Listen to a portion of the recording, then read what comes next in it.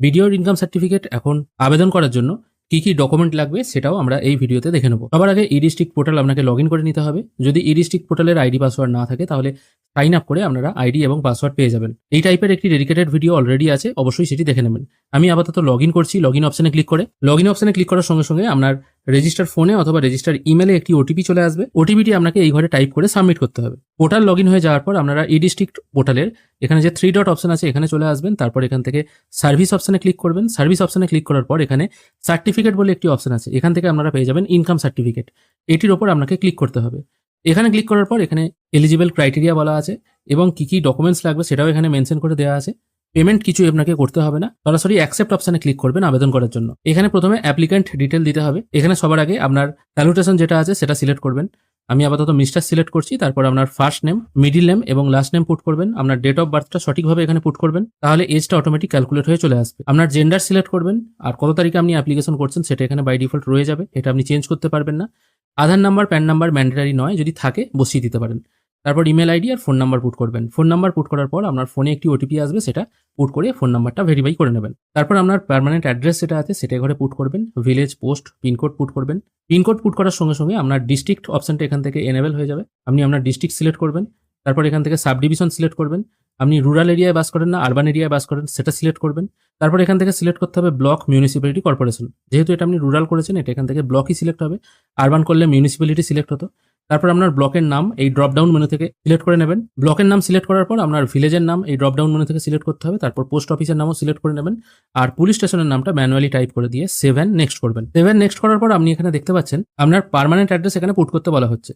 যদি আপনার present address মানে আগের পাতায় যেটা ফিল করলেন সেটা আর এটা যদি সেম হয়ে থাকে তাহলে same address as permanent address এটা সিলেক্ট করবেন। তাহলে আগের পাতায় আপনি যেগুলো ফিল করেছেন অটোমেটিক কপি হয়ে এখানে চলে আসবে। আর যদি আলাদা হয়ে থাকে সেক্ষেত্রে নান করতে হবে, তখন আপনাকে সবকিছু ডিটেল আবার ফিল করতে হবে। আমার ক্ষেত্রে একই, সেই জন্য আমি এই অপশনটায় ক্লিক করব।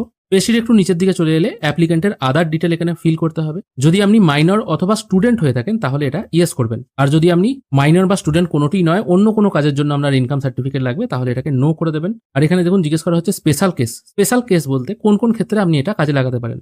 আপনি যদি উইডো হয়ে থাকেন, ডিভোর্সি হয়ে থাকেন, আনএমপ্লয়েড হয়ে থাকেন, আনম্যারিড এবং আনএমপ্লয়ি, এই সমস্ত ক্ষেত্রে কিন্তু আপনি এটা কাজে লাগাতে পারেন। তারপর এখানে ফ্যামিলি ডিটেল দিতে হবে, সেই জন্য অ্যাড রো অপশনটায় ক্লিক করবেন। তারপর ওকে করে দেবেন। তারপর আপনার গার্জেনের ডিটেল দিতে হবে। গার্জেন হিসাবে আপনি ফাদার, মাদার এবং হাজব্যান্ডকে রাখতে পারেন, এছাড়া কিন্তু অন্য অপশন নেই। তারপর আপনার বাবার স্যালুটেশন সিলেক্ট করবেন, যেহেতু আমি এখানে ফাদার রেখেছি। তারপর তার নাম, মিডিল নেম এবং লাস্ট নেম পুট করে দিয়ে ওকে করবেন। এরপর এখানে পুট করতে হবে আপনার ইনকাম। এখানে দেখুন বলা হয়েছে monthly income of the applicant.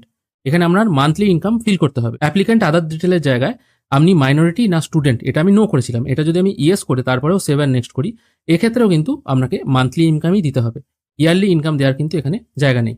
আর হ্যাঁ, এখানে আরেকটা কথা বলে রাখি, আপনি যদি মাইনর অথবা স্টুডেন্ট হয়ে থাকেন তাহলে আপনার টোটাল ফ্যামিলি ইনকাম মান্থলিতে এটা এখানে পুট করতে হবে। অনেকে জিজ্ঞাসা করেন আমি একটি স্কলারশিপের আবেদন করছি, স্বামী বিবেকানন্দ স্কলারশিপ বা নবান্ন স্কলারশিপ হতে পারে, সেক্ষেত্রে এই যে ইনকাম সার্টিফিকেটটা করব সেটা নিজের নামে করব না বাবার নামে করব।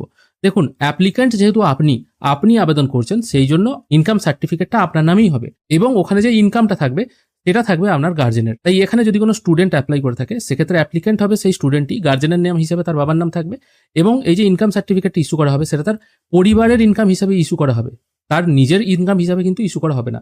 এই জিনিসটা মাথায় রাখবেন। অনেকে কিন্তু ভুল করে ফেলেন, অনেকে বাবার ইনকাম সার্টিফিকেট বানিয়ে ফেলেন, এটা কিন্তু হবে না। এখানে আপনার মান্থলি ইনকাম সার্টিফিকেটটা ক্যালকুলেট করে নেবেন। পঞ্চায়েত থেকে সাধারণত বাৎসরিক দেয়, এটা মান্থলিতে কনভার্ট করে নেবেন। কি কারণের জন্য আপনি অ্যাপ্লাই করছেন সেটা সিলেক্ট করবেন। যদি স্কলারশিপের জন্য হয়ে থাকে তাহলে আদার সিলেক্ট করে এখানে স্কলারশিপ এই কথাটা লিখে দিয়ে সেভ করবেন। এরপর আপনাকে আপলোড করতে হবে ডকুমেন্ট। আমি সাপোর্টিং ডকুমেন্ট এই অপশনটায় ক্লিক করছি। এখানে আপলোড করতে হবে আপনার আধার কার্ড, জেপিইজি বা পিডিএফ ফরম্যাটে 150 কেবির মধ্যে। একটা ফটোগ্রাফ আপলোড করবেন জেপিইজি ফরম্যাটে 1 এমবির মধ্যে। আপনার ইনকাম প্রুফ একটা আপলোড করতে হবে, এটা আপনার বাবার অথবা গার্জেনের ইনকাম প্রুফ হবে। ওখানেও কিন্তু আপনার নাম থাকবে, কেয়ার অফ দিয়ে আপনার বাবার নাম এবং আপনার টোটাল ফ্যামিলি ইনকাম এই হিসেবে থাকবে কিন্তু। এটা পঞ্চায়েতের ইনকাম সার্টিফিকেট আপলোড করে দেবেন।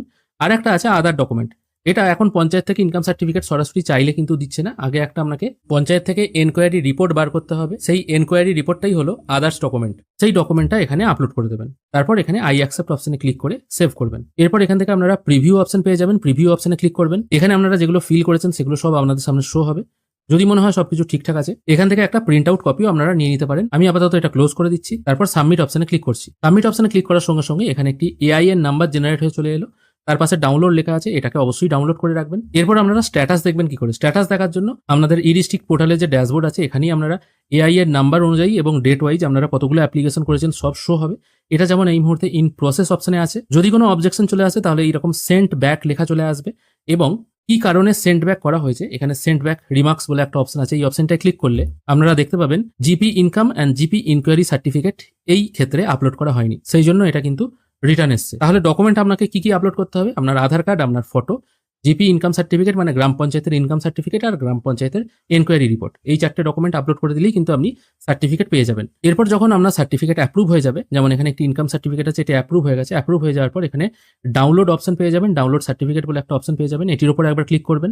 এখানে ক্লিক করার সঙ্গে সঙ্গে আউটপুট ডকুমেন্ট দেখতে পাবেন। আমি এই ডাউনলোড অপশনটার উপর একবার ক্লিক করছি। খেয়াল করে দেখুন এখানে সার্টিফিকেট নাম্বার দিয়ে দেওয়া হয়েছে, ক্যান্ডিডেটের ফটো আছে এবং এখানে কিন্তু সার্টিফিকেট আপনাকে দেওয়া হয়েছে সেটাও কিন্তু মেনশন করা আছে। নিচের দিকে সিগনেচার ভেরিফাই করা নেই, এটা আপনারা অ্যাডোবি রিডারের মাধ্যমে ভেরিফাই করে নিলেই কিন্তু এই সার্টিফিকেটটা গ্রিন টিক চলে আসবে এবং সব জায়গায় ভ্যালিড হবে। অনলাইনে আবেদন করার পর দরখাস্ত কোথাও জমা দিতে যাওয়ার দরকার নেই, আপনি বাড়িতে বসেই কিন্তু স্ট্যাটাস চেক করে দেখতে পারবেন আপনার কাজ কতদূর এগিয়েছে, না রিজেক্ট হয়েছে বা কোনো কারণে অবজেকশন এসেছে কিনা।